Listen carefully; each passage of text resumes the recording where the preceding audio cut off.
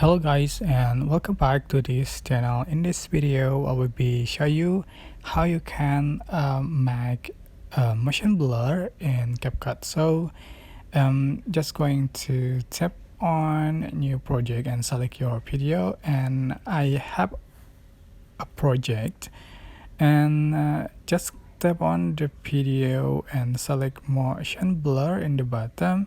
So just swipe to the right until you can find motion blur.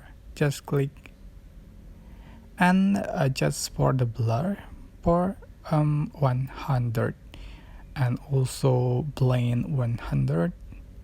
So just for direction, you can select for backward or forward, but I select backward, and for time I select 6 times. So waiting for applying motion blur.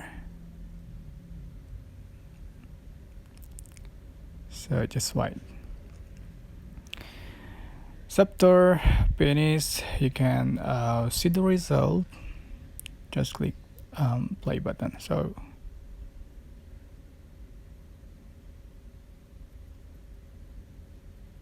okay, you can see that's motion blur.